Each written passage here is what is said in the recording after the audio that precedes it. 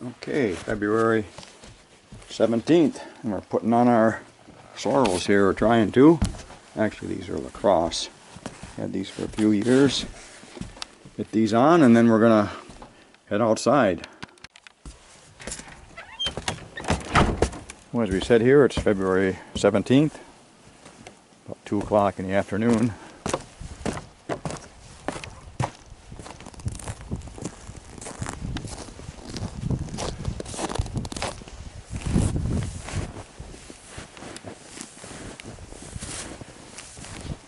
Yeah, not too much snow here, maybe 8-10 inches in that spot. Let's go around here to a shooting shed and see kind of how things are surviving. High here about 1 degree today.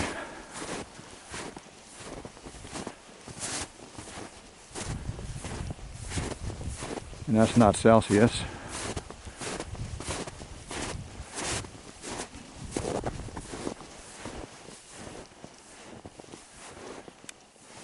Well, we got some snow in here.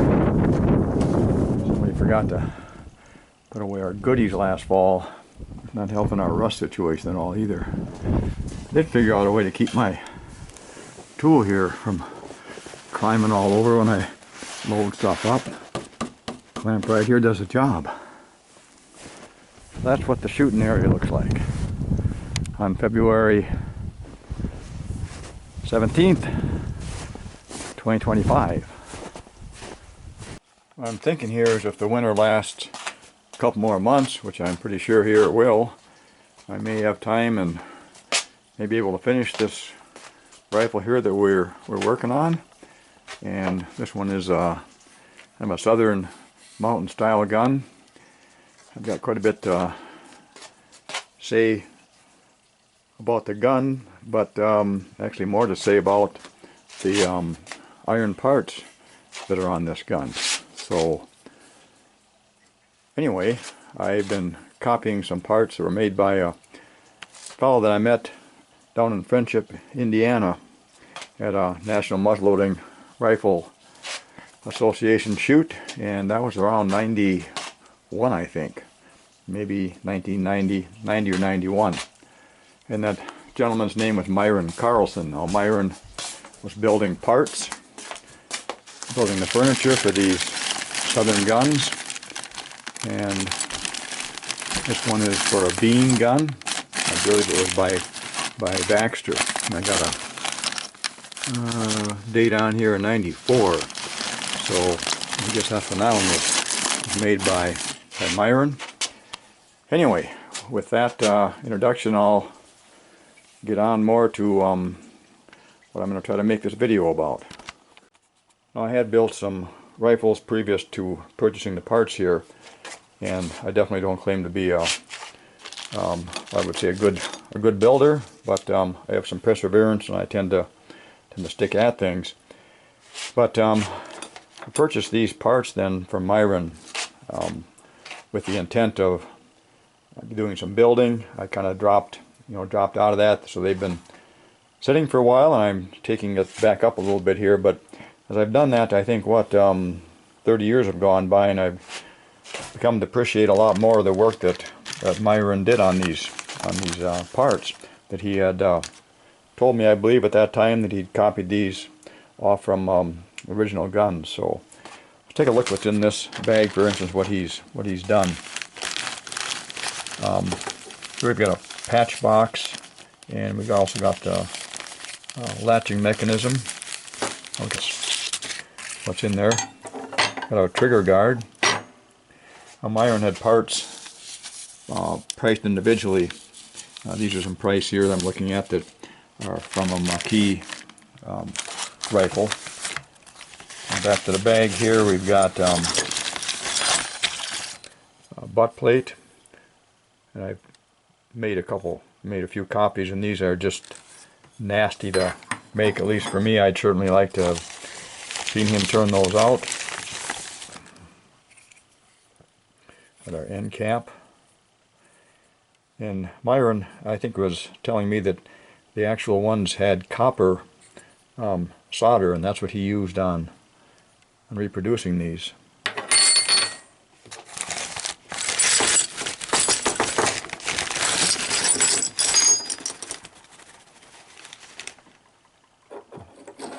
He's got our double set trigger. The way these are set up is you need to set this before you can actually bring the hammer back on the gun. But very nice work on these.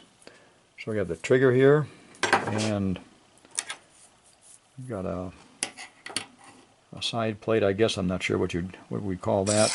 Symbols here. And our entry pipe is kind of done differently on these guns. It has it's a two-piece setup. As I mentioned, I did my best to duplicate what he had done here, and it didn't come out bad. Of course, it's not anywhere near the quality work that Myron was capable of doing. Here we can see that solder joint, copper solder joint, that's putting this piece into the guard area. This actually is made of four individual pieces. The front here, and the trigger guard part. This section, not sure what you call it, and the rear section, which is again soldered onto the back there. So anyway, a lot of skill went into making the parts. This is a good time to point out some of the detail that Myron did in making his parts.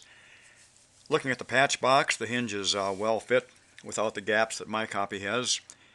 He included 2 steel screws, made the pilot holes in the appropriate spots, and the spring, of course, to open the lid, and of course the latch.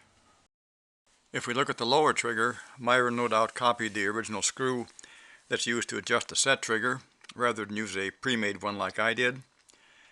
And a nice bevel is cut on the front trigger, and the copper soldering is neatly done and filed down.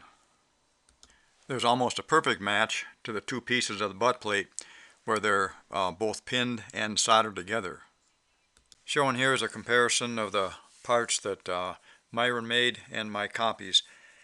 I wanted copies in order to preserve the ones that were done by him, and I suppose too that I enjoy tinkering. I took some close-up videos of his parts, and I'll try to leave a link in the description to those videos. And we also purchased at that time the iron parts here for the McKee. I believe that's how it's pronounced. And I've also got one over here marked Boone Tree.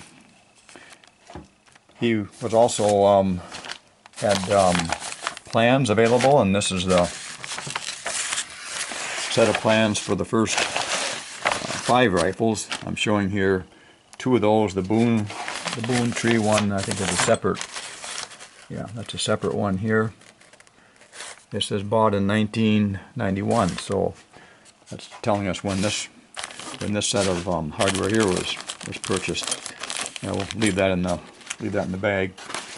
These drawings here, which are pretty neat, and along with those, there's a description of the 5 different rifles here that are covered in the drawings.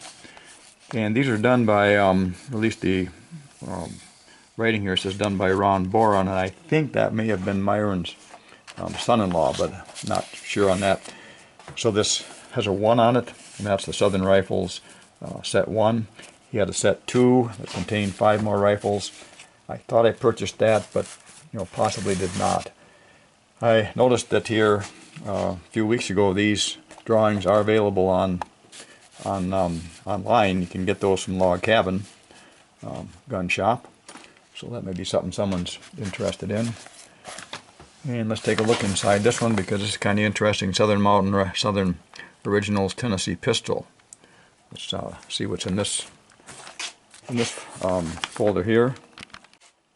What's interesting, what we found here in this folder, we've got a couple more cards from Myron, and of course I got our parts here. We'll take those out in a second. We've got a list of his drawings in set number 1. Old Scaly, Early Bean, an Ambrose Lawing rifle, and Virginia flintlock rifle, and a McKeag rifle. Set number 2, the McBee flintlock, Unsigned Classic, an East Tennessee Myron squirrel rifle, Colored Boys rifle. And he's got prices over here. You can get those individually. And also up here we've got some prices for let's see what this would be, the bean, the prices that he's got here for the different things, the trigger guard. I don't see the triggers themselves listed there. And he's got a note here: drop by and see me at booth 98. Several other style of parts. Boy, I sure wish I could go back in time. I'd be asking him a lot more questions. So that's what the information here. Let's take a look in our bag here on the pistol parts. So for parts here, we've got our guard and trigger, side plate, two of our ramrod, and we've got a nose cap, and also here where our entry pipe would be with one of these two up here. A couple of lugs here that we've got for the barrel, and of course we have our drawings here that he had. I noticed a picture, or on the front here of the folder I've got individual drawings, $3 for the Tennessee pistol. I don't have any idea what he was charging for the parts here. I'm thinking $30, $40, somewhere in that area. It doesn't matter at that point, but again, a lot of work gone into these, so kind of gives an overall idea of what part of what he was doing down in Friendship. And as I said, I definitely would have liked to have spent more time talking to him, and maybe even being able to see how he actually manufactured some of these parts, because I've done some of these. I can show you here on the gun that I've made, the parts that I've made. They aren't the quality of Myron's, but so far they're getting the job done. I guess we call it the entry pipe here. Done a little different on these guns, so I kind of show how that works in there. We slide that first piece down, and then we've got our, we'll call it our cap here. And the way those came, this was flat all across, and then you fit it onto the entry pipe. So we kind of have that arrangement when that's done. Looks kind of neat. A different setup. Well, there were no instructions that came with how to attach this to the wooden stock. Of course, we got pin going through here on that pipe. But as far as hooking, sticking this on, so what I did on the gun I built before this one, I put a couple of pins, in from on each side here, and that seemed to work out pretty well for this, for attaching this. And the gun on the right here is my first attempt, and showing here how that is attached. I've got two pins on each side for that entry pipe. Trigger guard. Triggers were kind of tough to make for me at first time. Got our patch box. William Cochran lock on this one. Those aren't available anymore. Yeah, otherwise that's the first rifle, and the one that we just looked at here a minute ago will be my second one. So my thanks to Myron for the work that he did in making the parts and doing the research on these original rifles. And now it's time for me to get back to work on this one, so we can maybe do some shooting with it this summer.